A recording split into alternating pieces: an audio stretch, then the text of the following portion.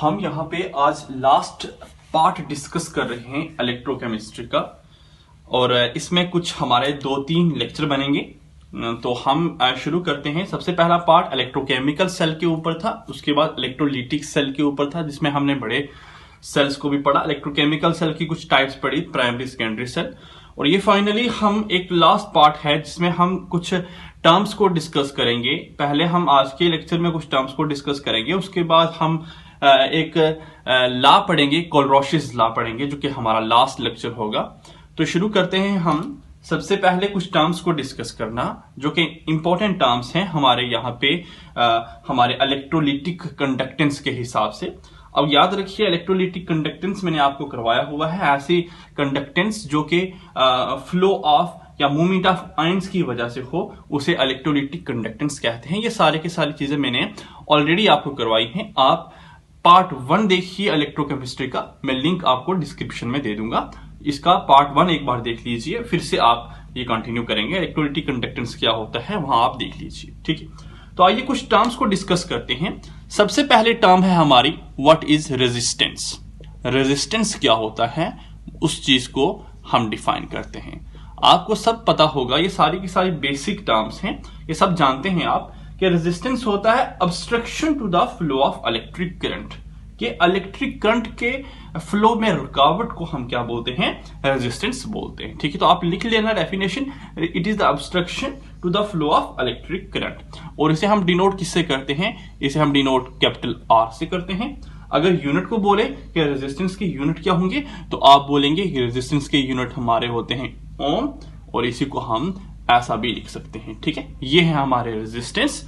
और रेजिस्टेंस क्या होता है कि क्या रुकावट है आपके करंट फ्लो में, इलेक्ट्रिक करंट के फ्लो में, that is known as resistance. Second बात आती है हमारी व्हाट इज कंडक्टेंस। कंडक्टेंस क्या है, व्हाट इज कंडक्टेंस, ठीक है। तो ये रेजिस्टेंस का ऑपोजिट होता है, ठीक है।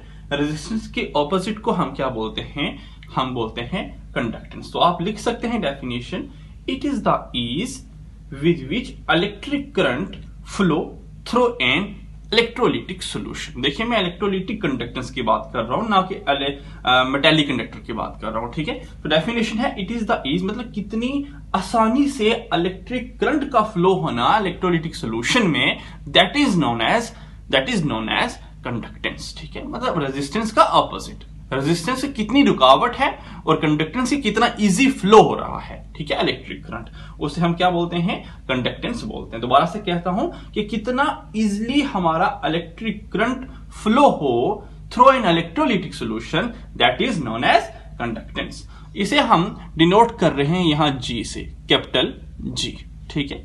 कहीं कहीं कैपिटल सी भी लिख सकते हैं आप, कोई प्रॉब्लम नहीं है।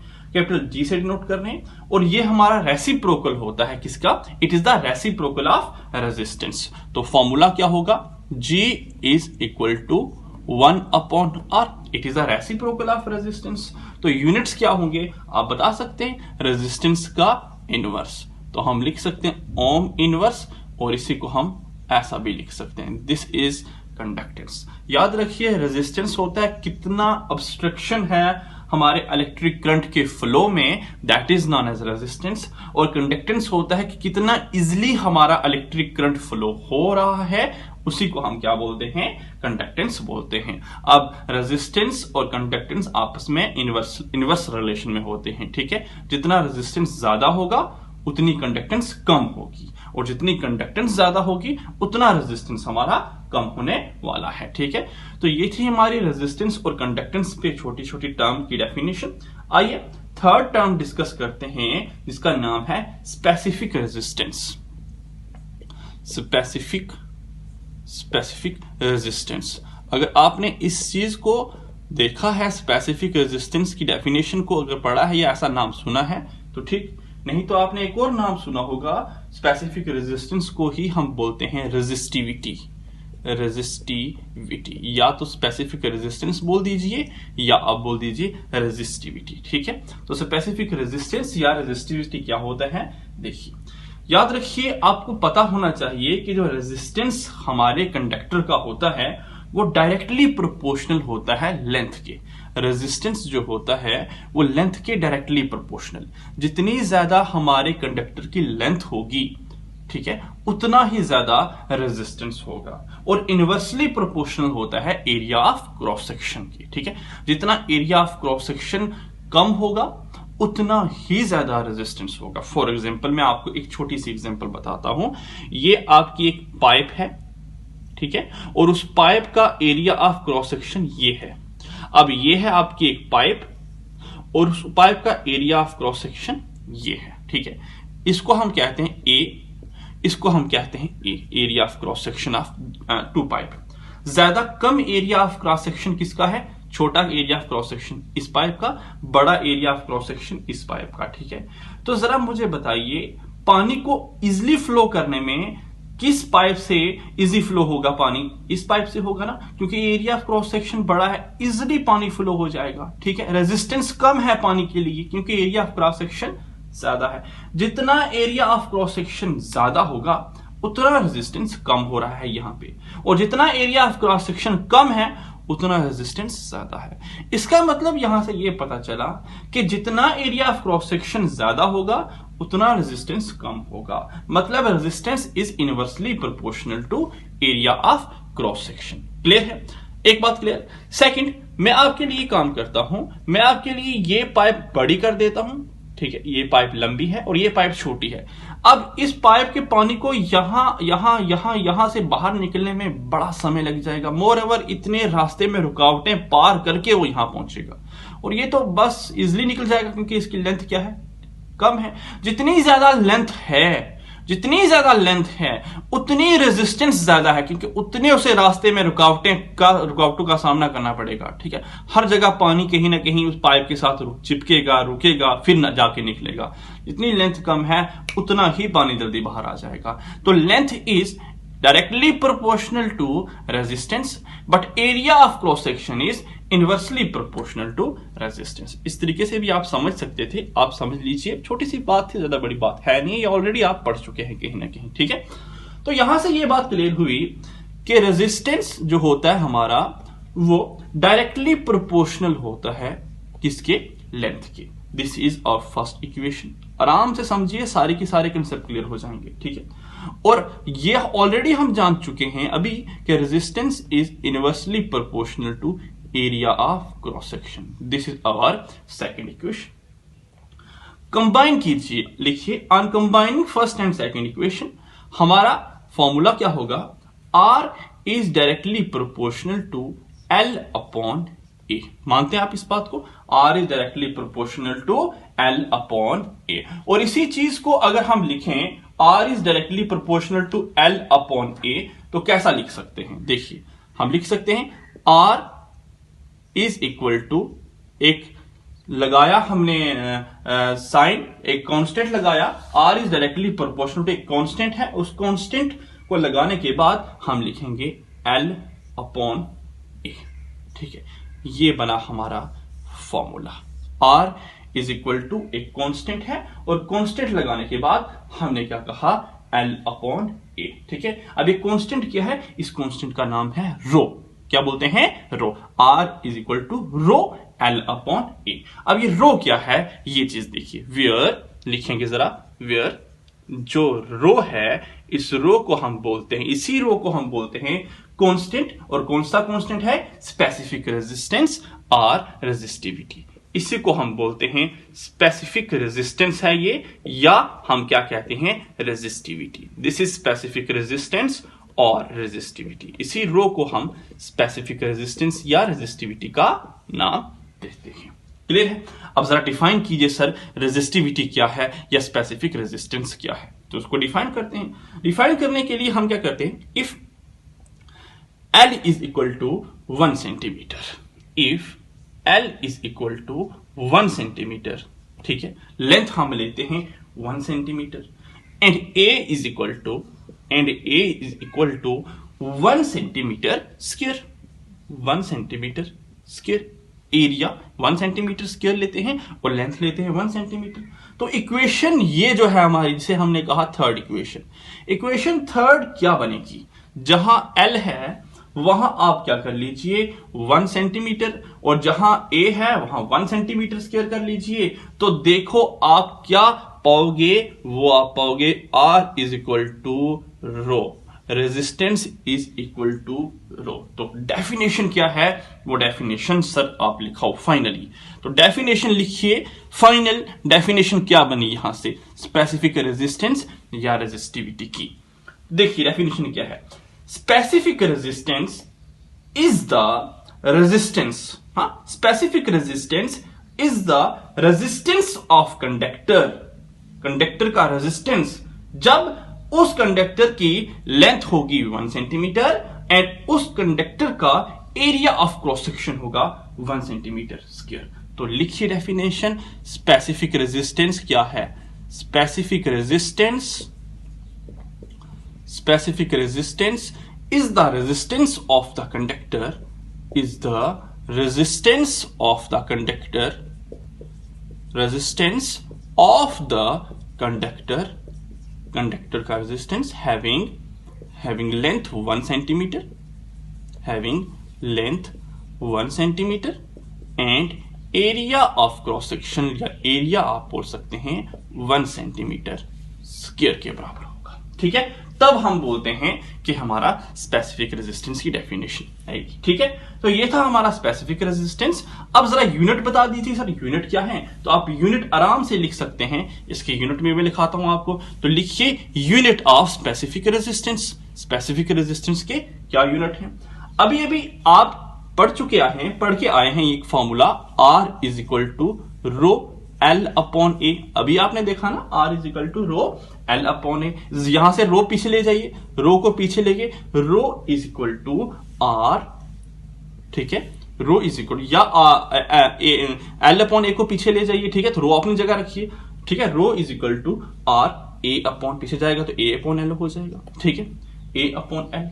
ठीक है, rho is equal to are क्या है, आर है हमारा रेजिस्टेंस, और रेजिस्टेंस के यूनिट क्या होते हैं बच्चे, रेजिस्टेंस के यूनिट होते हैं ओम। ठीक है, अब एरिया है तो एरिया हम सेंटीमीटर स्क्वायर में ले रहे हैं, और लेंथ है तो लेंथ हम सेंटीमीटर में ले रहे हैं। ठीक है, ठीक है, अब सेंटीमीटर से सेंटीमीटर खत्म, तो बचा क्या, बचा हमारा resistance is equal to ohm, आगे क्या है centimetre.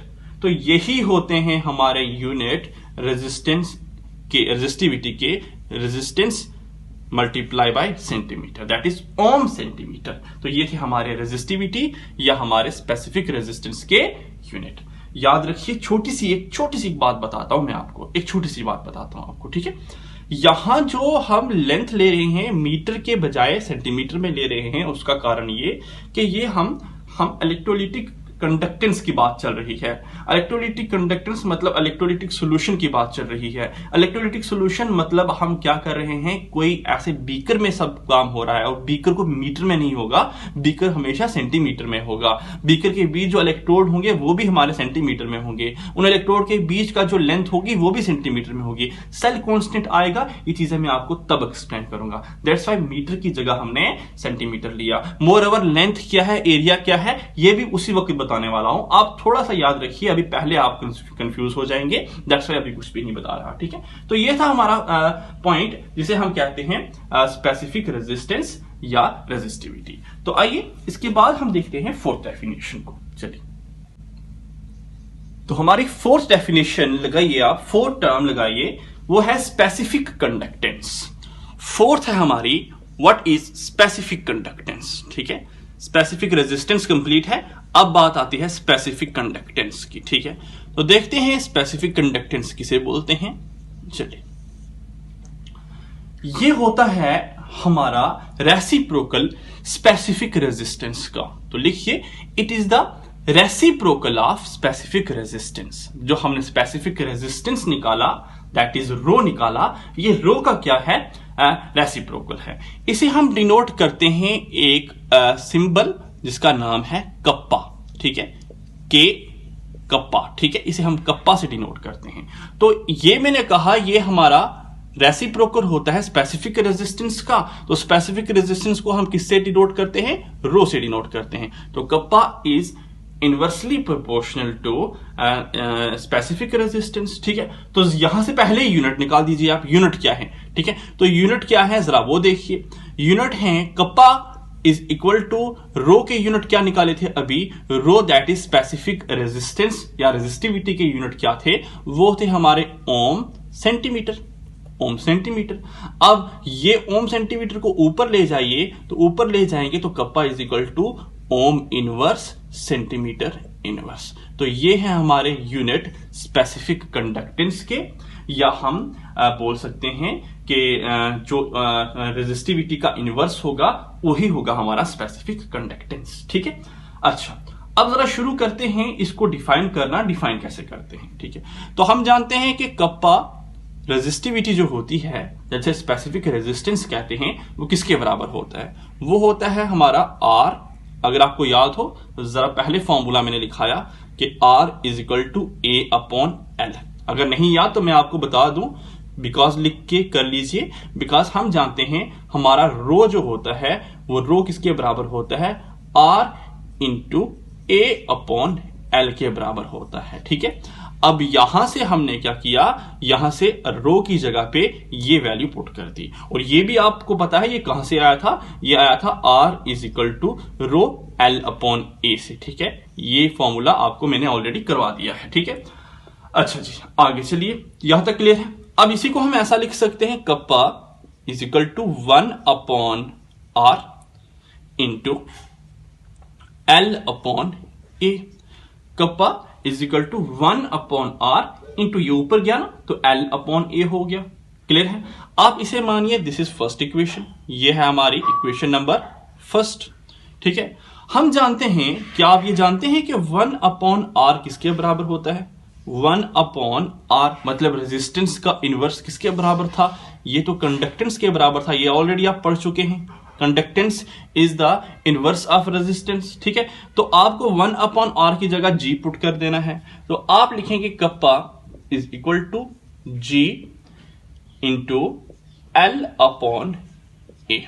Kappa is equal to G into L upon A. आप बोलिए this is equation number second, ये हुई हमारी इक्वेशन सेकेंड। ठीक है, अगर आप length if L is equal to 1 centimetre, अगर लेंथ आप 1 सेंटीमीटर लीजिए एंड एरिया आप लेंगे 1 सेंटीमीटर स्क्वायर, एरिया होगा 1 सेंटीमीटर स्क्वायर, तब इक्वेशन नंबर सेकंड कैसे बन जाएगी, इक्वेशन नंबर सेकंड होगी kappa is equal to G. Kappa is equal to conductance, तो यहां कप्पा क्या है, स्पेसिफिक कंडक्टेंस, जी क्या है, कंडक्टेंस। तो फिर डेफिनेशन क्या है, the specific conductance is the conductance of conductor. Specific conductance is the conductance of conductor is, आगे conductance है ना, is the conductance, specific conductance is the conductance of conductor, conductance of conductor जब हमारी length क्या होगी 1 centimetre, having length 1 centimetre, having length 1 centimetre and area क्या होगा 1 centimetre square होगा। ये हुई हमारी स्पेसिफिक कंडक्टेंस की definition. Area of cross section लिखिए। ठीक है, तो यहां तक कंप्लीट हुआ स्पेसिफिक कंडक्टेंस क्या है और मैंने आपको बताया। चलिए एक छोटा सा कंसेप्ट मैंने पहले ही आपको कहा था जो मैं आपको बाद में सिखाऊंगा, उसको सीख लेते हैं अभी, और फाइनली वहां पे लेक्चर खत्म करते हैं आज का। ठीक है, छोटा सा कंसेप्ट है, वो देखिए वो क्या कंसेप्ट था, बड़ा ही इंपॉर्टेंट है लेकिन छोटा है। चलिए एक रिलेशन, आप इक्वेशन नंबर फर्स्ट जो मैंने अभी लिखी थी जरा वो देखिए, इक्वेशन नंबर फर्स्ट जो मैंने लिखी थी वो आप देखिए, क्या आपने नोट डाउन किया है, आपने नोट डाउन किया था kappa is equal to 1 upon R into L upon A, ये इक्वेशन नंबर फर्स्ट थी। अगर आपने नोट डाउन की है तो यही इक्वेशन लिखी थी ना आपने। ठीक है, इक्वेशन नंबर फर्स्ट आपको आराम से लिखनी है यहां पे। ठीक है, लिखिए kappa is equal to 1 upon R into L upon A, equation number first ये है। ठीक है, in case of cell, cell की बात चल रही है ना, हमको सेल की बात कर रहे हैं, इलेक्ट्रोलिटिक सेल, इलेक्ट्रोकेमिकल सेल। ठीक है, तो लिखेंगे इन केस ऑफ, ये कंडक्टेंस सेल में ही होती है, इन केस ऑफ सेल क्योंकि हम इलेक्ट्रोकेमिस्ट्री पढ़ रहे हैं। इन केस ऑफ सेल, ये जो L अपॉन ए है, ठीक है, इसी को लिखेंगे L अपॉन ए। ये जो L अपॉन ए है इसको हम कहते हैं is called cell constant, is called cell constant. इसे हम कहते हैं सेल कांस्टेंट। बताते हैं, एक सेकंड बताते हैं। इसे डिनोट करते हैं हम G स्टार से, ठीक है, इसे हम डिनोट करते हैं G स्टार से। अब देखिए सर, सेल कांस्टेंट कैसे कहते हैं वो जरा बताइए। देखिए ये आपका एक बीकर होगा, एक टैंक होगा, जिस टैंक में आप क्या कर रहे हो, रिएक्शन कर रहे हो, ठीक है। इलेक्ट्रोलिटिक कंडक्टेंस है तो इलेक्ट्रोलिसिस कर रहे हो। ये हो रही है जी आपकी इलेक्ट्रोलिसिस, और इलेक्ट्रोलिसिस में 2 इलेक्ट्रोड एक ही बीकर में डालते थे आप, ठीक है। अब जरा याद रखिए, what is L, what is A। L होता है 2 इलेक्ट्रोड के बीच का लेंथ। L है 2 इलेक्ट्रोड के बीच का लेंथ, कि 2 इलेक्ट्रोड के बीच की लेंथ क्या है उसे हम बोलते हैं L। What is A? A है हमारा area of electrode, area of second electrode. ये एरिया ऑफ फर्स्ट इलेक्ट्रोड, ये area of second electrode. L क्या है? 2 इलेक्ट्रोड के बीच की लेंथ। आपको एक बीकर आपने बनाया और उस बीकर में आपने क्या की, रिएक्शन करना शुरू की। 2 इलेक्ट्रोड आपने डिप कर दिए और रिएक्शन होना शुरू हो गई है। आपकी इलेक्ट्रोलिटिक कंडक्टेंस होना शुरू हो गई है। तो क्या उसकी लेंथ फिक्स होगी ना, 2 इलेक्ट्रोड। अब ऐसा तो नहीं होगा कि रिएक्शन करवा रहे हैं, आधी रिएक्शन हुई तो इलेक्ट्रोड को हिला के पास लाया, इलेक्ट्रोड को हिला के दूर किया, ऐसा तो नहीं होने वाला। लेंथ फिक्स है, लेंथ कांस्टेंट है। और ऐसा तो नहीं होगा ना कि एरिया आपके इलेक्ट्रोड का आप उसे बाद में निकालोगे, फिर आधा करोगे, फिर डालोगे। एरिया भी तो फिक्स है ना आपके इलेक्ट्रोड का। जो आपने इलेक्ट्रोड डाला, जो आपने मेटेलिक प्लेट डाली, उसके बीच वो तो फिक्स ही रहेगी ना। वो तो वक्त के साथ भी फिक्स रहने वाली है इलेक्ट्रोलिटिक कंडक्टर में, ठीक है। तो एरिया भी इलेक्ट्रोड का फिक्स रहेगा और लेंथ इलेक्ट्रोड के बीच भी फिक्स रहेगी, ठीक है। तो ये दोनों चीजें कांस्टेंट रहेंगी with respect to the reaction, with respect to electrolytic cell. तो दैट्स वाई हम इन दोनों को मिला के बोलते हैं ये हमारा सेल कांस्टेंट है, ये कांस्टेंट है, ठीक है। और तभी हम इन्हें कहते हैं कांस्टेंट। मोर ओवर कहीं कहीं अगर किसी एरिया, अगर कहीं ऐसा क्वेश्चन में आए किसी का एरिया 15 है और किसी का एरिया 12 है, ठीक है, तो फिर क्या एरिया लिखेंगे सर? तो जो कॉमन एरिया है ना दोनों का, 12, दोनों में 12 कॉमन है ना, 12 दोनों में आएगा, तो वही आपको लिखना है। अगर दोनों में 12 है तो डेफिनेटली आपका एरिया 12 होगा, ठीक है, 12 सेंटीमीटर स्क्वायर। तो अगर एक का एरिया 12 है, एक का एरिया 15 है, तो कॉमन वाला एरिया लिखेंगे आप 12 सेंटीमीटर स्क्वायर, ठीक है।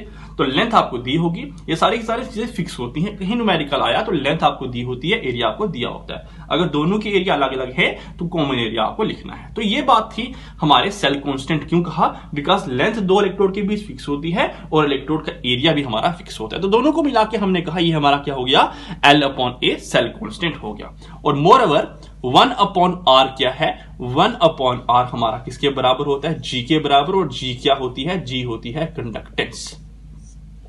क्लियर है? तो फिर कप्पा किसके बराबर होगा, कप्पा होगा सर हमारा यहां से 1/R G के बराबर है तो G लिखेंगे।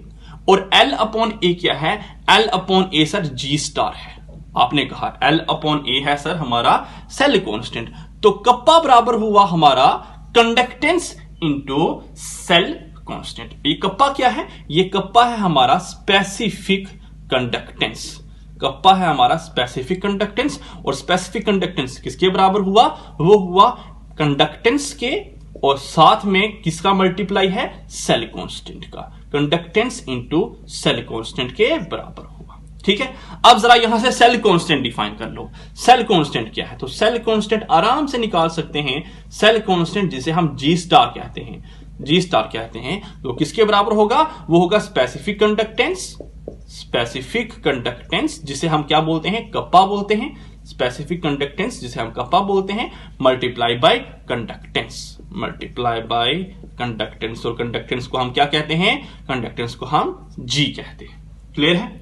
अच्छा जी, चलिए अब जरा यहां से हम क्या करते हैं, इनके यूनिट निकालते हैं। तो यूनिट निकालना बहुत ही आसान हो चुका है। यहां से यूनिट आराम से निकल सकते हैं। कैसे निकल सकते हैं, एक बार देखिए जरा। यहां तक क्लियर है, cell constant specific conductance upon conductance के बराबर हुआ, ठीक है।